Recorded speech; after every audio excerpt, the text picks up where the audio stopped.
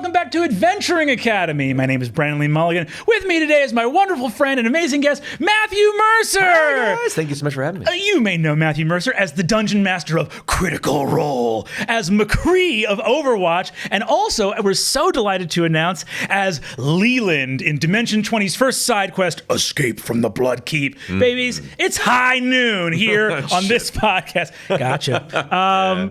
We're so excited to have you, man. Yeah, thanks for having me, man. This is a pleasure. So this is so exciting. We were talking a bunch before the break. We kind of started this podcast 15 minutes ago before the cameras were Sorry about that. No, it's hard when you're genuinely passionate about something to this degree. You're like, no, let's not save it for the cameras. Let's jump in. Yeah. I wanted to talk to you a little bit today because something that comes up all the time on our Discord from people that, will message the cast of Dimension 20 being like, I'm thinking about starting up a game. How do I do this? Is the idea of running homebrew settings and the idea of creating worlds for yourself to play in. Obviously, there's a huge amount of awesome modules out there, which are actually separate even from campaign settings. Like 5e just had Ravnica come out. Talk to me a little bit about your history with the game, your first experiences with making your own settings, and like what motivated you to do that? Why has that been something you come back to over and over again? Right.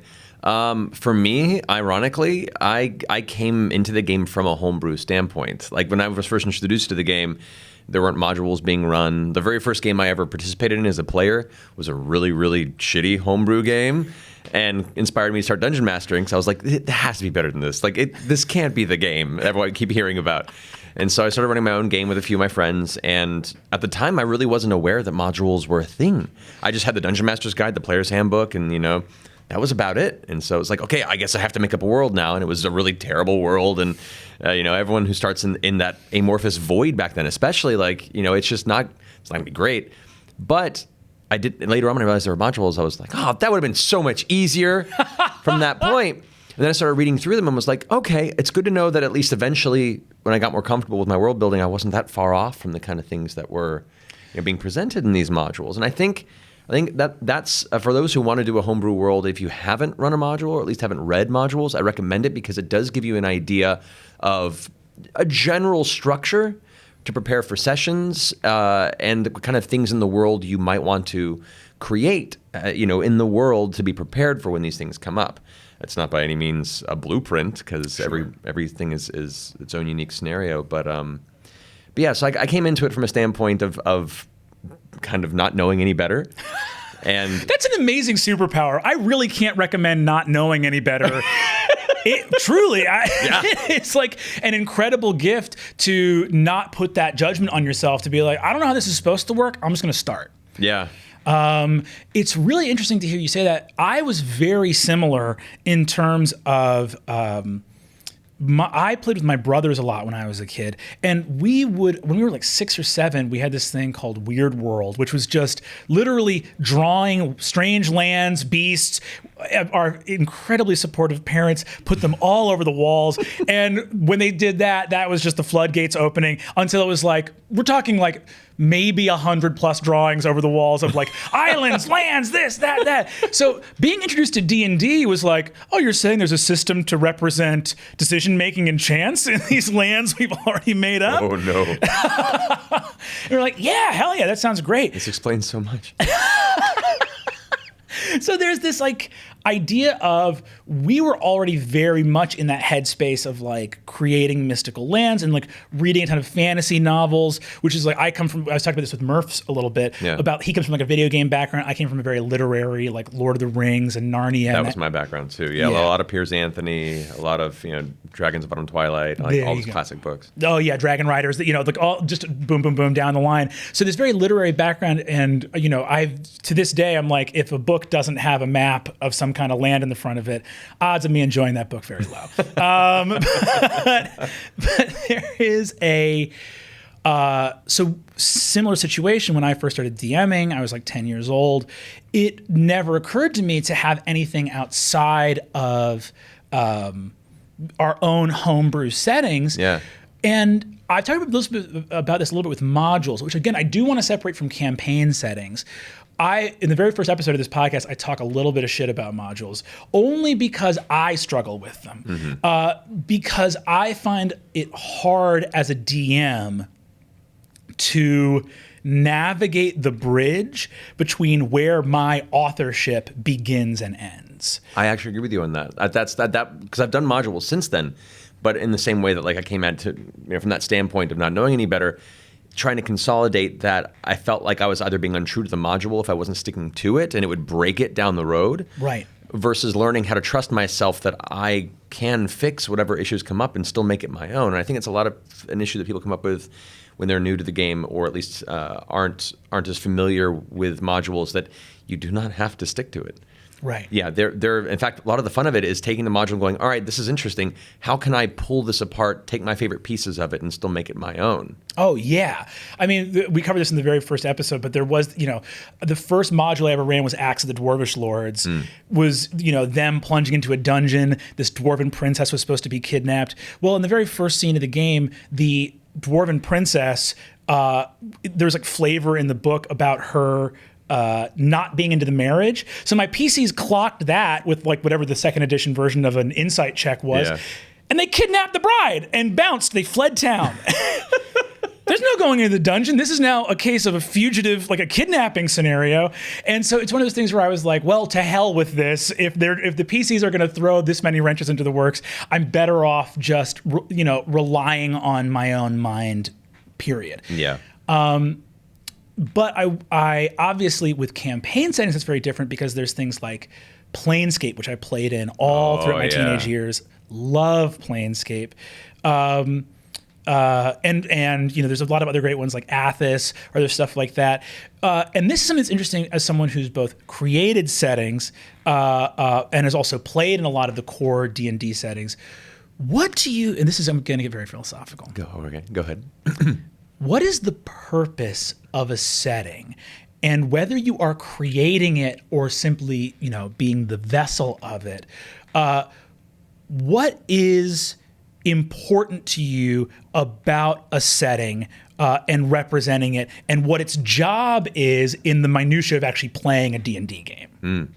I think that, from a philosophical standpoint, has many answers and is relative to who's running the game. Sure. I think for some people, a homebrew setting is an outlet for a lot of pent-up creative energy. Yeah.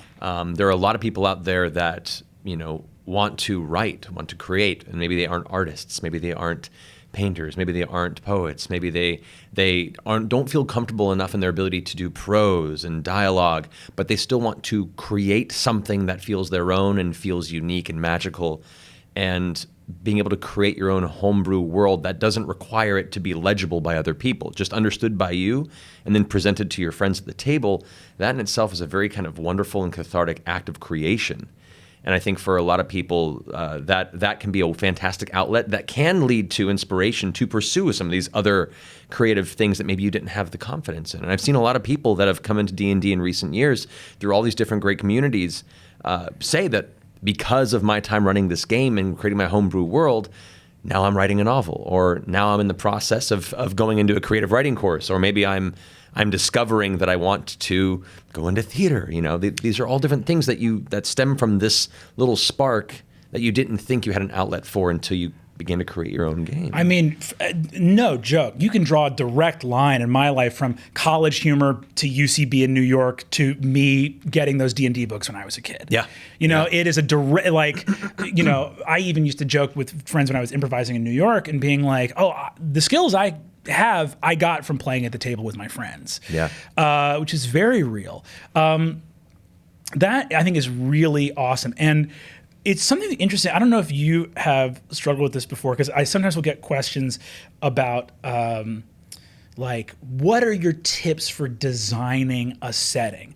And I think there are definite good, concrete building block tips you can give about what makes a setting good or fun, but there's always a part of me that goes like, well, a setting can be anything. You can be in the Taurus of Sigil, you can be in the blasted deserts of Athos, you can be in your own homebrew high fantasy thing, or season 1 of Dimension 20, you can be in a high school in a suburban town.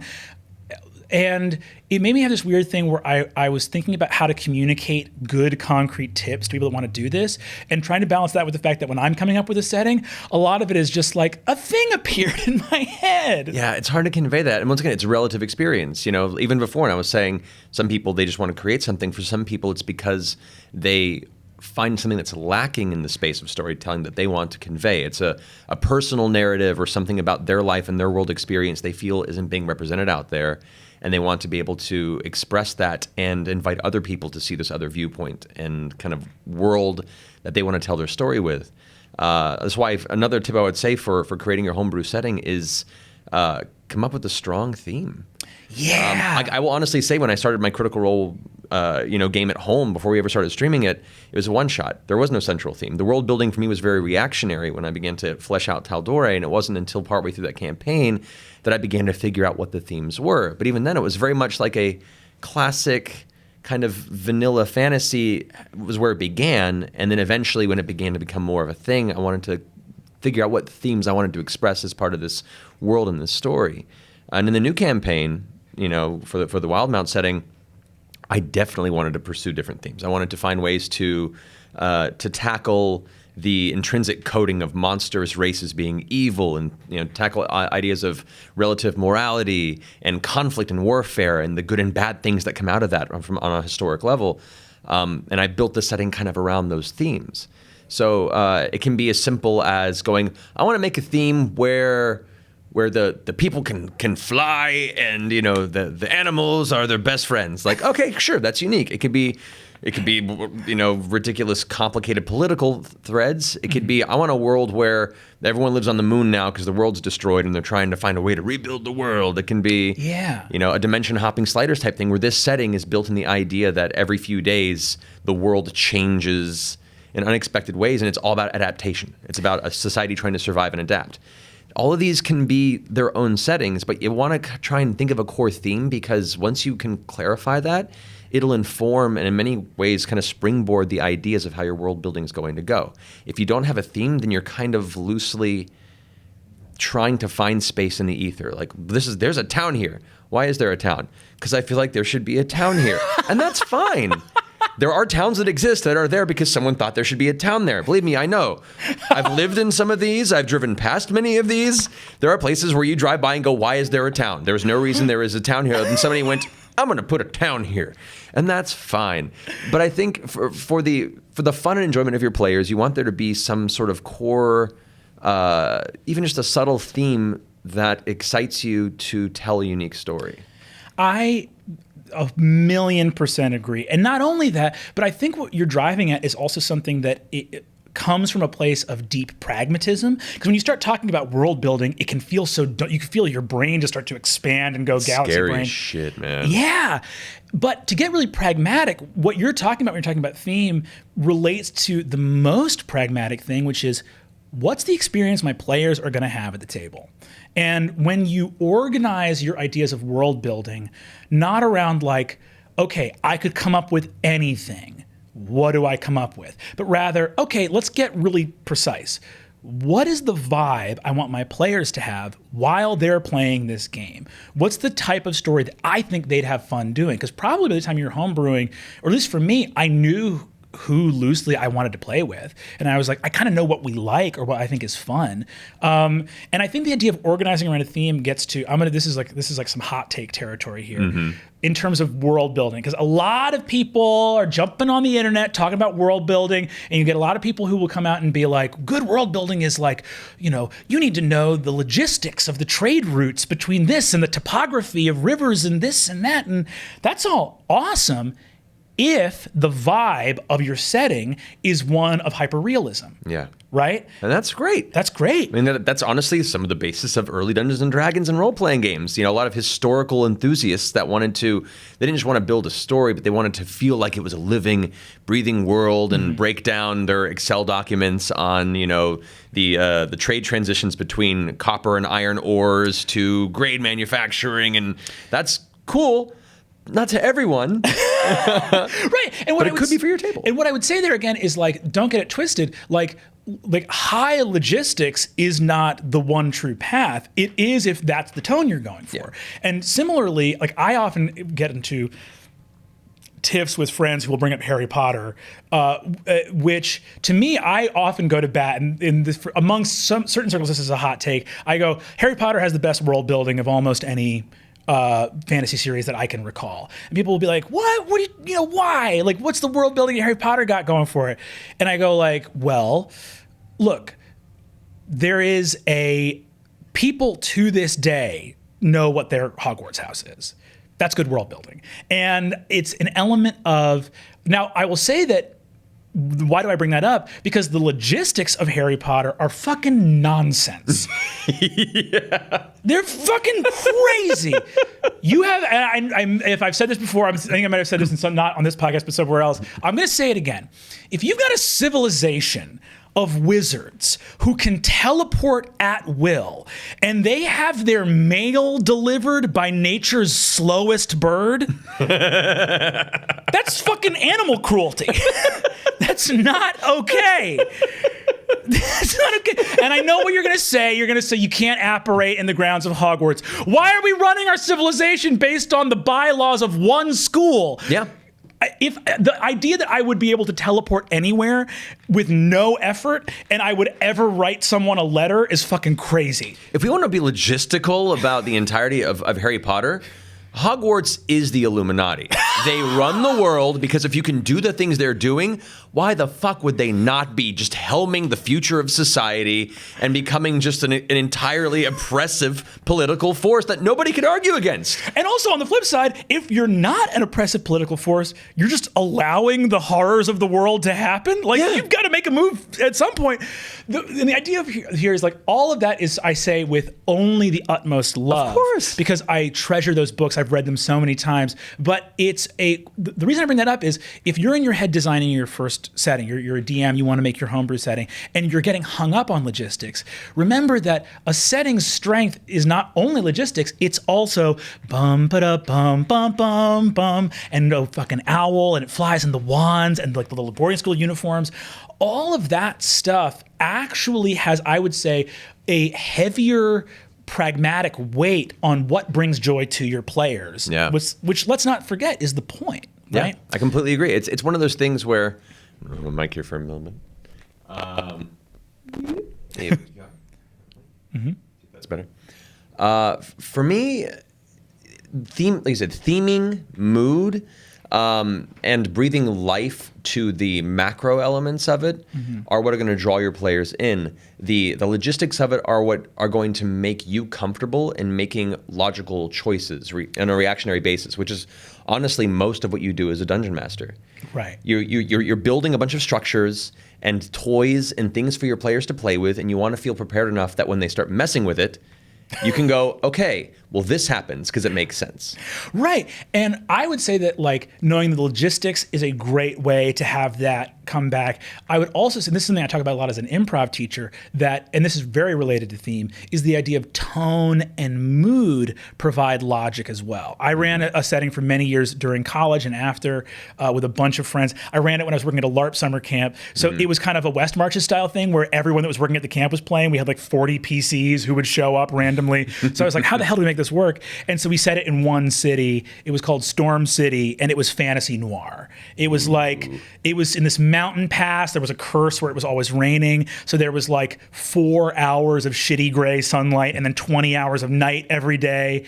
And it was like this thing where when people took risks or made choices, we understood that almost through the laws of physics, the tone of this setting is going to manifest. What's going to happen when you make a choice? The worst thing's going to happen. The grimmest, most cynical, pull the cigarette from the orc detective's lip, like that kind of vibe. Yeah. And I think that DMs should try to marry the two as possible in adherence to actual physics, logistics, if you have a dungeon, how are these monsters going to eat? That's a good question to answer. But also realizing that like a lot of our favorite things are based in genre. And if I'm in the like Miyazaki sky adventure setting, I'm like, oh, I'm a little kid in a Miyazaki movie, I'm invincible. Versus I'm a little kid in a noir setting, I'm in a lot of danger.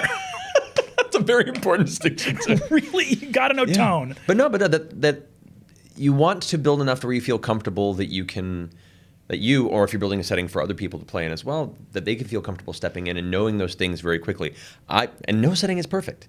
You know, there will be things that you don't focus on. There will be things that don't make sense when you break it down, and then you have to come up with a logical way to bridge it, and that's part of the fun. It's problem solving. A lot of it is, on the player's part, is problem solving how to deal with these challenges you throw them in. For you, it's problem solving on how to marry the choices they make, how they affect the world, and how the reaction of that world is to their choices. And like you said, it's a combination of both, the tone, the theming, the sense, the feeling, the themes you want to present. But I've gone in and decided what the heavy trade exports are of certain regions. That might never come up, but then it helps you build a world a bit if you're like, well, this is a heavy iron trading city. Yeah. Okay, why is that? Maybe there's a big mine nearby, and they're one of the big sources of ore in this region. That also means that there's probably going to be people out there that are looking to rob any sort of precious metals, which means there's probably going to be a bandit presence in the outskirts of town. There also might be some sort of an underground guild that is trying to control the market in and out, or trying to skim money off of that trade practice, or steal materials to go sell on the black market offhand. Like, just on saying, this place probably sells a lot of iron. There's so much that can inspire you in that point that makes logistical sense there when you're trying to build it. So I think coming up with pragmatic and logistical elements are really great. You just don't want to get caught in the weeds of it. Let it be an inspirational point and not feel like it's your job to fix every problem and dot every I and connect every single dot and get into that maddening point of, what is their tax code? What happens if they have a third child? Do they have to get it approved by the Senate? Like, if you get to that point, take a step back and, start building a small little town elsewhere. Well, it's really funny you mentioned that, because again, I think that is really accurate. And again, it always comes down to, like you're saying, what have you and the players all agreed to play? What's the thing that you've all come together and said, we want this style of play, right? Because my brother ran a maritime campaign where I was a pirate. Yeah. If I don't know the trade stuff, if we don't know what this city sells, that really impacts my ability to even play this character. And shipping technology was very important. There was another thing. I remember playing this low-level campaign that was a very small number of people. It was people that were just like, we haven't played D&D before, we want to play it. And there was this thing where it was like a wilderness thing. They were very low level. Only one of them had any ranks in survival, and a wyvern showed up, which was just a total party kill waiting to happen. And I set up this encounter where they were trying to get to this city. There was an area of many miles of open plains before the next section of forest.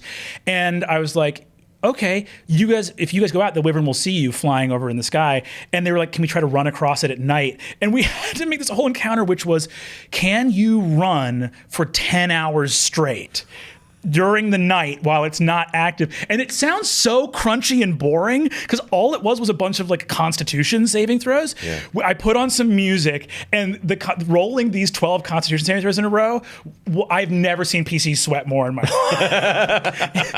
life. They made it just before sunrise to the final, the new forest ahead of them. Yeah. And I watched 4 real adult humans all go,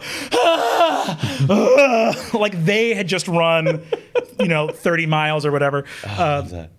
So logistics and things like that are great. If you're playing a very grim, dark setting, like in regular high fantasy D&D, no one wants to clock injury or disease. Like, sort of hit points are abstracted. So you don't want to be like, oh, would I have lost an eye? Would I have lost an arm? But the idea of no, if we're playing Dark Ages, Europe, low magic, you got hit with a sword, and now we're going to roll to see if it gets infected. Mm-hmm. And that might not be fun in one campaign, but in another campaign, it's really fun.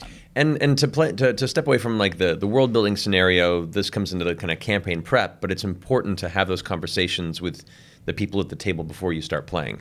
A session 0 or a getting everyone together to really agree upon the theme, the tone, and what everyone's comfortable with is so important to any game table. Because if you all of a sudden 4 sessions into the game start going, all right, cool, roll for the infection of that graze on your chin, and the person's like, what?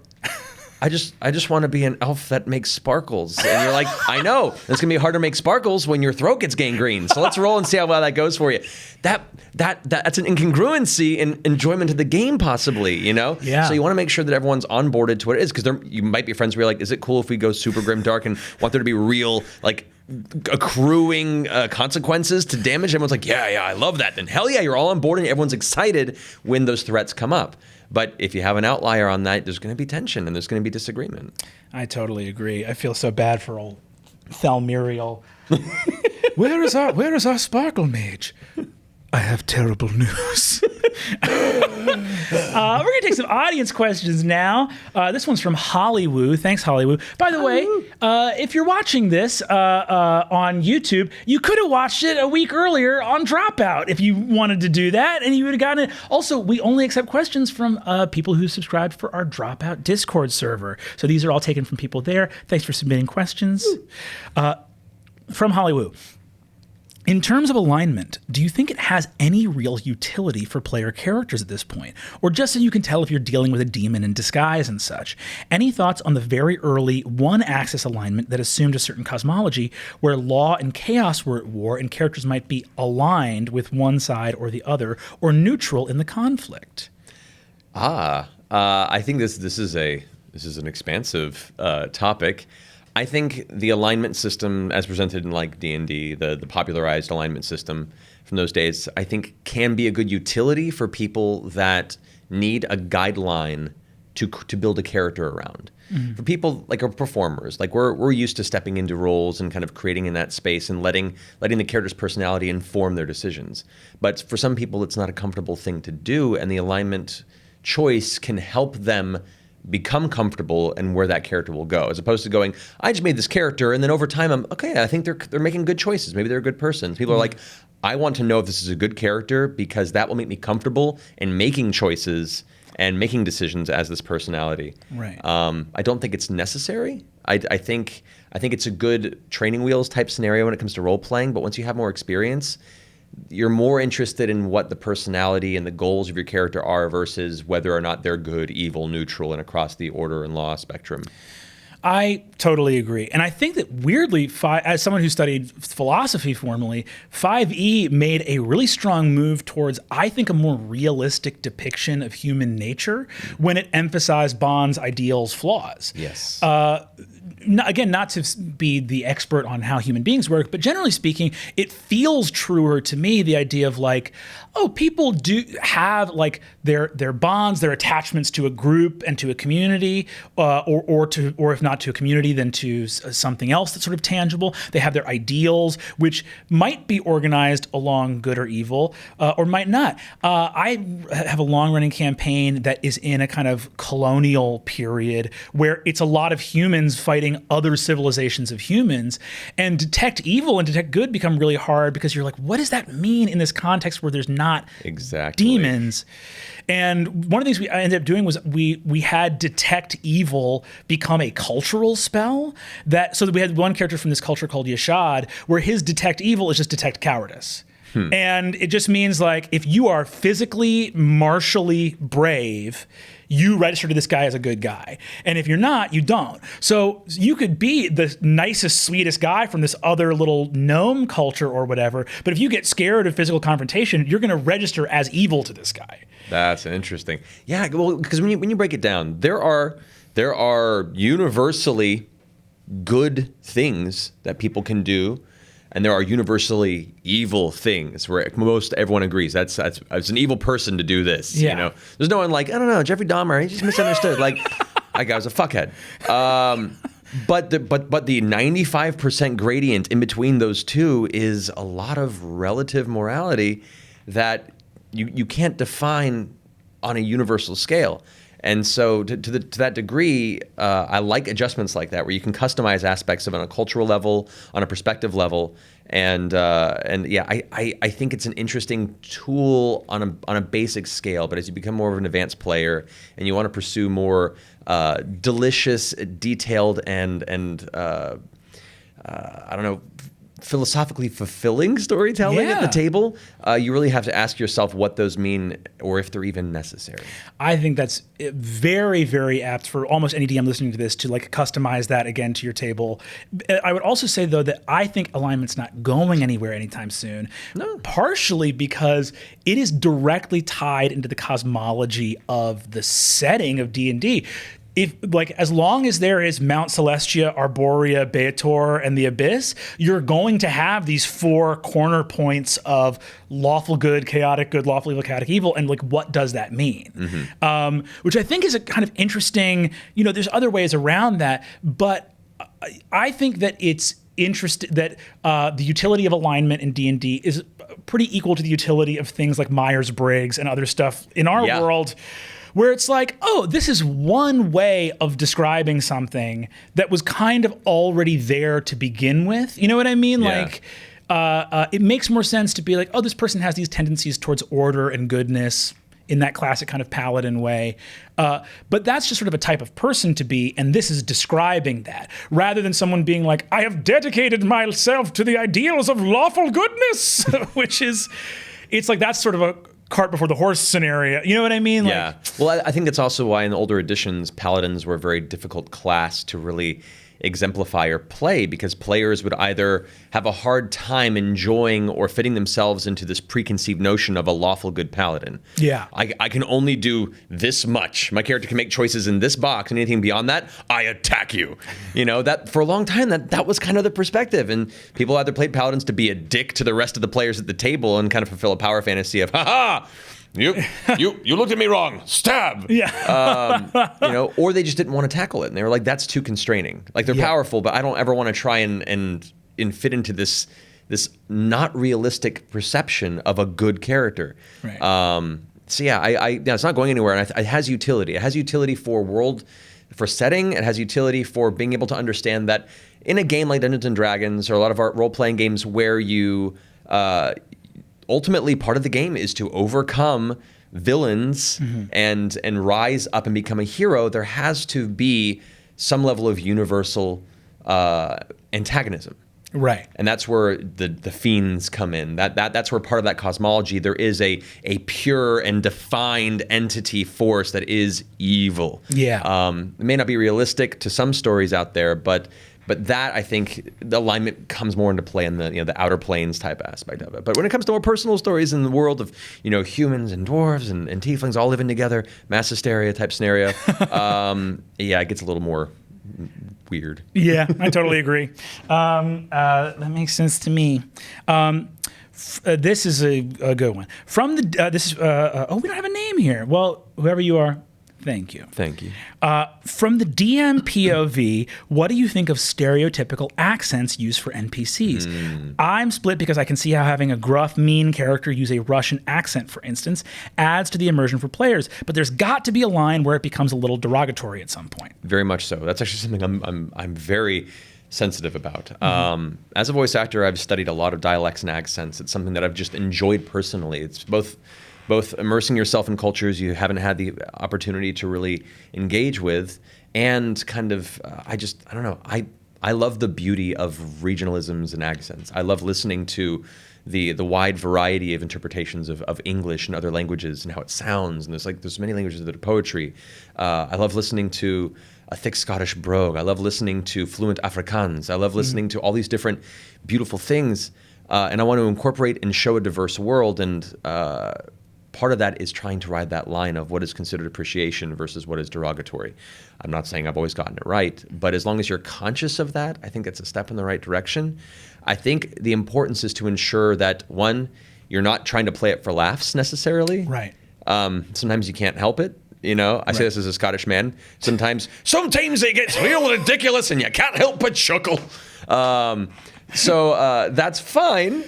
But, if you're like, well, these people are bad, so I make them all Russian, that falls into a classic kind of, American hero media trope that maybe isn't the most healthy thing. It's really hard. And, I've had I remember I was teaching an improv class where this comes up all the time, right? Where someone brought up a regional accent and was sort of like, that regional accent sort of bothered me. And I was like, well, let's stop. Let's talk about that. Yeah. And it was like, I see that confirms some harmful stereotypes. We should worry about that. And the student who had raised the point was sort of like, yeah, like I just get really uncomfortable with that. And one thing I ended up talking to that student about afterwards was, hey, just so you know, in an earlier scene that we didn't stop for, you were playing a character that was sort of in a scene going like, golly, everything here is real nice, wow.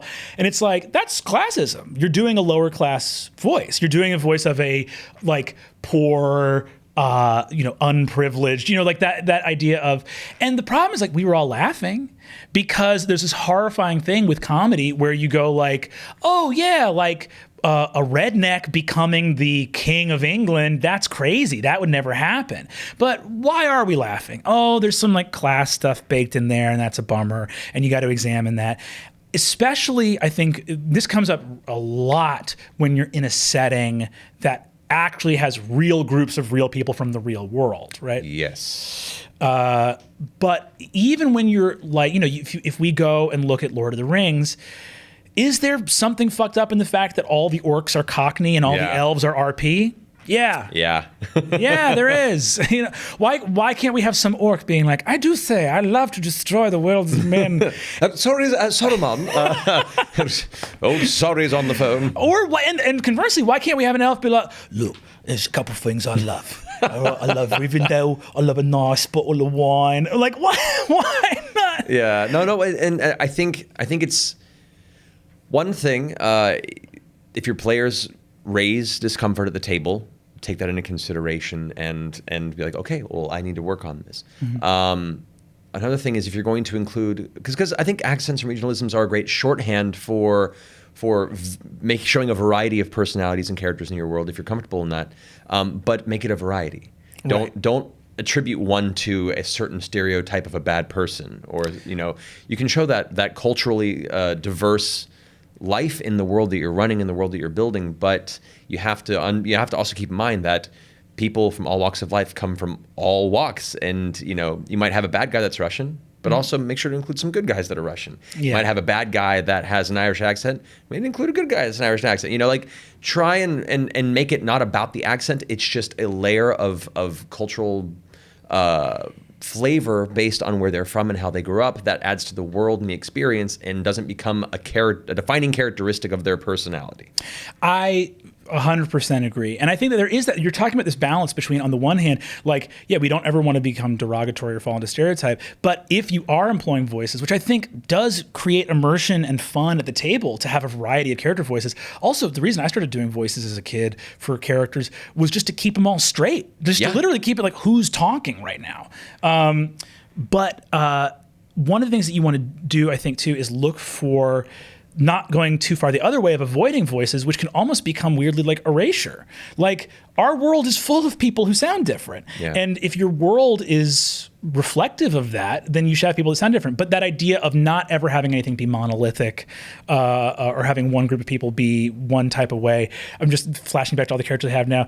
There's in the long-running 3.5 campaign I have, the nation of inventors that are a bunch of these little hobbits that live in a big like Grand Canyon thing. Yeah. They're all Texan, and they are the species in the thing that gets a +2 to intelligence and are like the inventors. And I think you can do fun things like that, like take an accent that we wouldn't associate with like high education, and have people be like, yeah, I'm head of the university down in Ten Falls, professor of golem studies or whatever it's going to be, right? Using voices as much to challenge those is, I think, really beneficial and healthy. I agree. And I love dwarves. They're my favorite race in D&D. Mm-hmm. I grew up, and I love Scottish Brogue, as you know. So for me, being a Tolkien fan, it's hard for me not to tie the two together. Mm-hmm. And even in my homebrew game, a lot of dwarves happen to be that way, but not all of them are, especially as we get to see them in other parts of the world and stuff. And that's hard for me. Yeah. It's hard for me to break away from that because I love that combination so much. But I also want to acknowledge that there is diversity in that space too. But I mean, I'm not perfect. I'm sure I messed it up too. And the idea is just being conscious and being sensitive to it. You're coming from a good place, and you're aware of the incorporation of these aspects into your game. That's great. You're not infallible. Be open to feedback and adjust and adapt as you go. I love that. This one's from Teddy. Thanks, Teddy. Thank you, Teddy.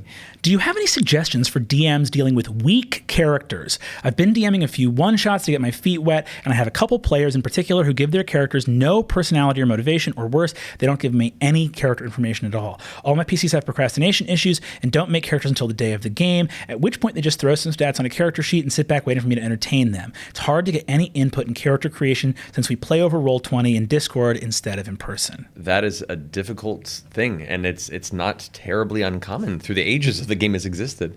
Trying to engage your players and getting them to invest more in the narrative and their characters is a challenge because it depends on the players in the table, I believe. Sometimes if they're really invested in the mechanics of the game, if they're there because I want to make a character, make them badass, you can create incentives to trick them into investing into it. Be like, all right, guys, well, you can all show up and make your characters the day of, but if you give me a one-page character backstory that I deem of a certain level of decent quality and I find arresting, you can start with a magical item of this level. Or you can start with this amount of money. And suddenly you take a mechanical interest in them and give them something that I can have this over the other players if I complete this. Okay, I'm gonna sit down and come up with a story. And you trick them into accidentally making a story that you can then pull into the narrative of your game and hopefully thread them into this needle of caring about the world they wouldn't have otherwise. That's one trick that's worked a lot for me in the past. That is so funny. We did literally the same thing at Wayfinder, my old LARP summer camp. What we would do when we would do capture the flag with young boys, little 12-year-old boys are just sword. And we were like, okay, how do we hide the medicine in the snack? Yeah. How do we get the role playing in there? And we used to do this thing where we would have staff members would dress up as monsters. They would have a little monster mask and these big foam weapons. And they'd be full adult staff members. And they would be neutral, just roaming around. But these kids, if they would, through trial and error, discover if we go fight them, they'll kill us. Yeah. If we go talk to them, we can actually sometimes convince them to go fight the other side. So you'd have these 12-year-old boys running up and being like, monster, be our friend, got him. But I love that tricking them aspect there. I would say also, this can be really challenging. And one of the things I think you have, this is a grim answer to this question, but I think a blunt discussion of hey, as a DM, I'd like to be fulfilled with this sort of more role-playing aspect. Is this an element of the game you guys are interested in? Because if you have a bunch of sober adults look you in the eye over your Skype and go, I am not interested in role-playing, that's something you, as difference of an opinion as that is, you have to respect. Yeah, and think if that's the kind of game you want to run. There is a difficult decision sometimes where you realize, I really want to play this, but is it worth my time if we cannot find mutual appreciation of what we want out of this? And perhaps you're like, I'm willing to sacrifice this level of my expectation to make this game happen, and that's fine, but you have to have that conversation and agree to that. Mm-hmm.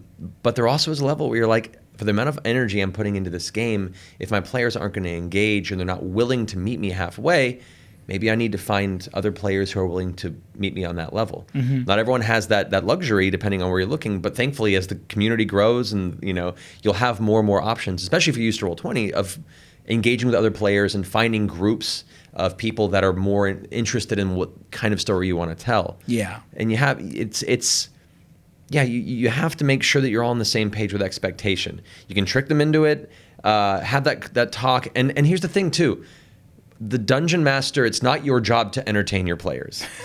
You're not a hired, physician who you're earning a pension here to ensure that they are having a good time. Yeah. The magic of this game is where the players come to the same level that the DM is. You have to engage and bring as much energy and as much interest to it as the DM is trying to do. And that goes both ways. If the players are super ready to engage and the DM is super blasé about it and is expecting you to guide the story, then maybe that's a conversation you have to have on that end too. Yeah, 100%. It can be really challenging. And obviously the situation that Teddy's in is it's tricky. But I would say too, talk to them, sometimes I will just do a character creation session where it's like, we're not going to play tonight. We're just going to talk about why the hell we all go into dungeons. We're just going to take a day to talk about who these people are. Or if you feel like maybe it could be that your players are not engaging with this not out of some sense of malice, but out of genuine discomfort or a feeling of self-consciousness. Yeah. Is there something you can do where you can send them a questionnaire? You can say, I just want you to answer these 5 questions about your character. That can go so far, especially if people have never played in a high role play style before. You can really create a cushion for them by going like, hey, don't even worry about role playing right now. Just tell me, what's your character hate the most about goblins? Or something like that. Really small. Does your character have a catchphrase? I mean, like, you can literally start on the most granular, small details, and you'll be amazed at watching how some of those can really keep people in, and then it gets into their bloodstream. Yeah, like what's your favorite character in your favorite movie? Start using pop culture references help too. If they're a major consumer of media, it can be like, all right, what's your favorite movie? What's your favorite character in there? What do you like about that character? What about that character really makes you go like, yeah, I really enjoy this story and I identify with that character. Cool. How is your character that you're making in this game now similar to them? Yeah. How are they different? But finding those touchstones for people that have that discomfort and don't quite know yet or have the tools to engage with an amorphous character personality, finding those touchstones are a really good way to kind of ease them into it and lead them into that space. If they're like, yeah, John Wick's great. All right, cool. What about John Wick's great? He feels like a man who was wronged and is, even though he does bad things on a societal level, he has a code of honor and he just wants to do the right thing. All right, cool. What about your fighter? Like, oh, yeah, I know. It'd be kind of interesting if he went in a similar vein. Well, what wrongs him? What is his sense of justice? What does he see as a perceived wrong in this world? Well, he hates when families are hurt by the system. Okay. Was his family hurt in the system? You kind of guide them through that touchstone, and that helps get them into a more comfortable space of defining those aspects of why their character fits in this world and what guides them in it ultimately. I agree. It might not, and none of these might work. That's the thing. There's no real, rainbow road to an answer to this. There's options and there's tools and many more beyond what we've discussed here that you can find online and ask in forums and Reddits and stuff like that for feedback.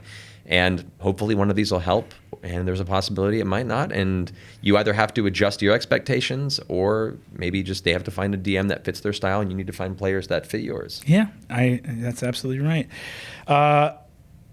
This is from Wonk Daddy. Wonk Daddy, what up?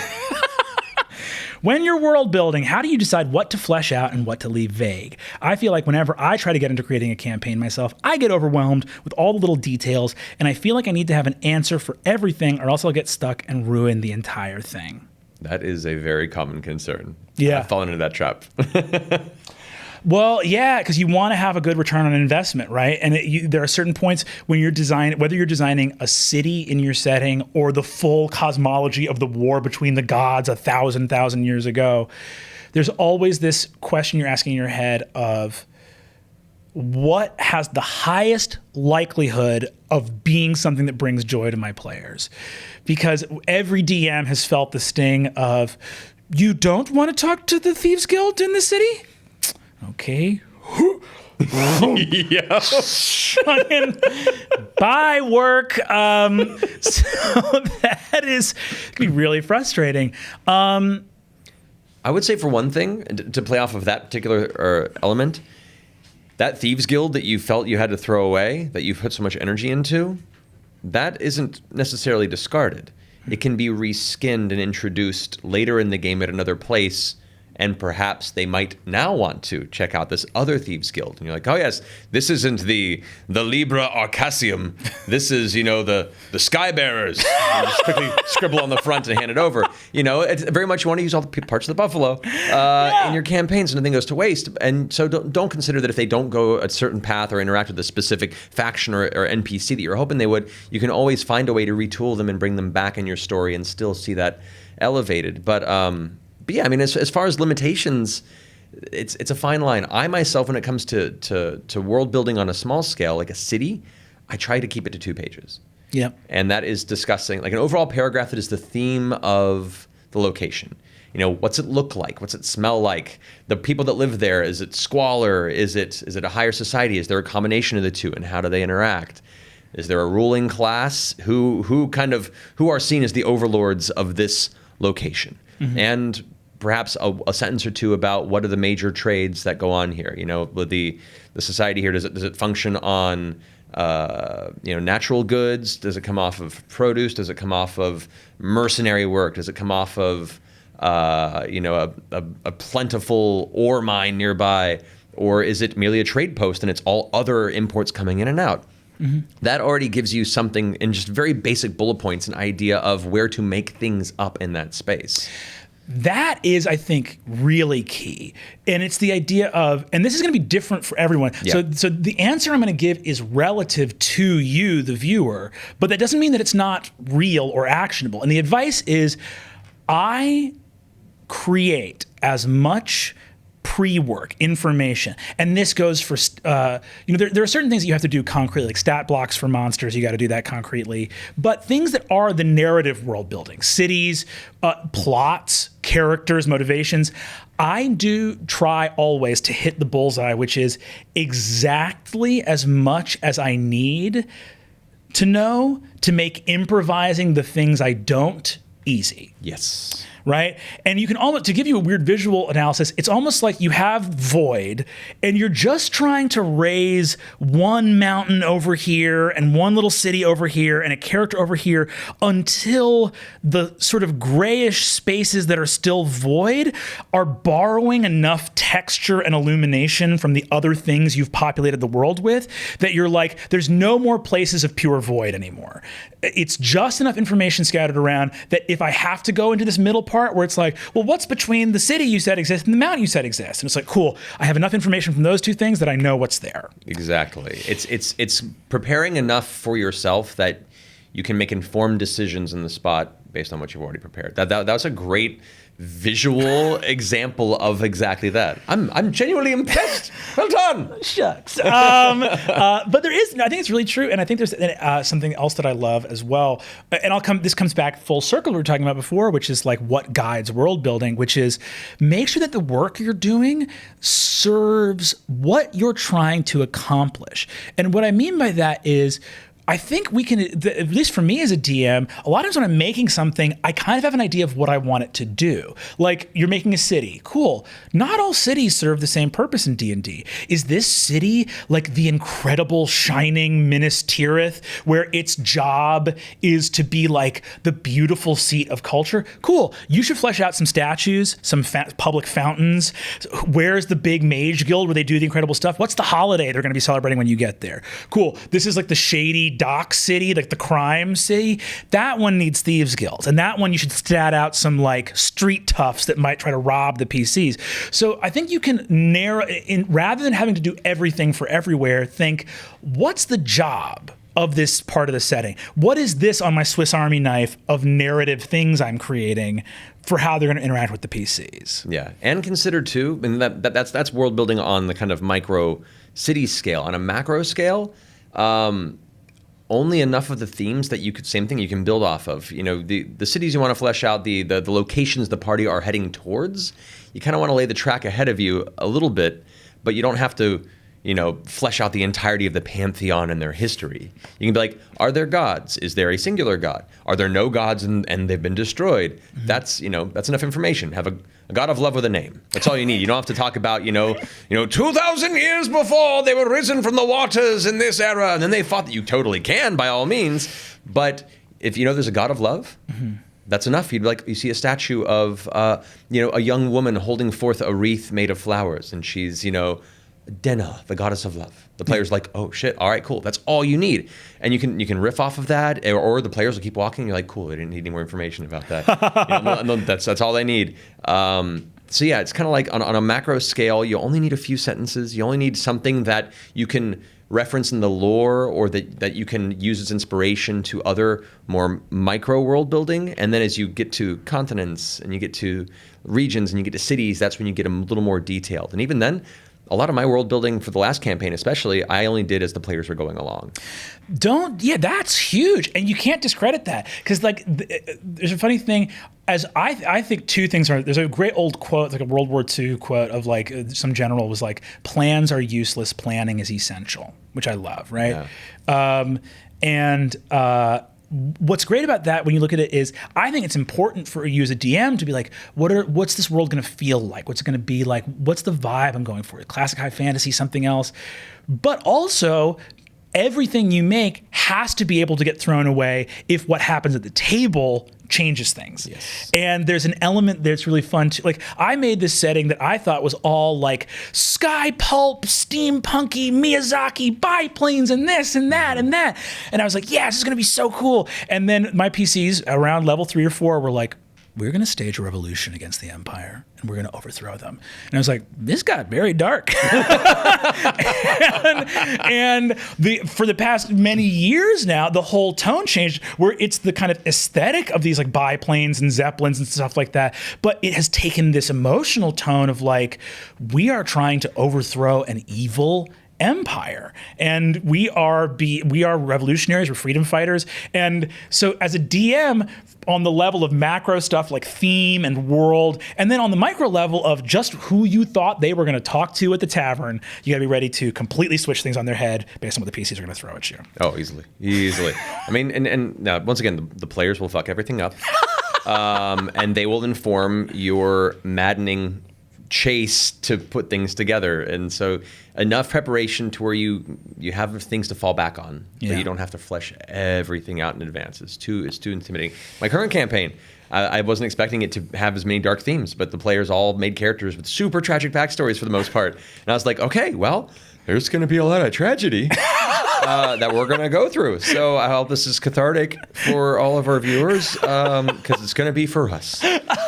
It's almost like an episode of Chopped or Iron Chef, where like the DM is the chef, and then like, what's the special ingredient? Sadness. Yeah, well, like I built this new campaign to have a lot more of like intense conflict and to show the disparate challenges of power structures and class structures and different societies and conflicts that hit that space. And so on top of that, they threw a tragedy. I'm like, okay, so we're doing Dickensian fantasy practically in some ways. That wasn't expected, but I guess it's what we're running with, So yeah, you have to be prepared to be malleable and just prepare the players to fuck with your shit. And they will. They always do. But you know what? They're why we do it. Exactly. They're why we do it. Guys, this has been Adventuring Academy. Thank you so much to my guest, Matthew Mercer. Thank you so much for having me, guys. Really appreciate it. Cheers. We'll catch you guys next time. Thanks for watching. Bye. Woo. Hey gang, it's Brennan from College Humor. If you like that last one, make sure to sign up for Dropout, where you can hang out with the cast and crew in our exclusive Dropout Discord server. Caveat, the Discord server is full of bees. I mean, like physically full of bees. If you log on, bees will start to come out of your computer. I don't have a problem with that because they are just honeybees, which are actually good for the environment, so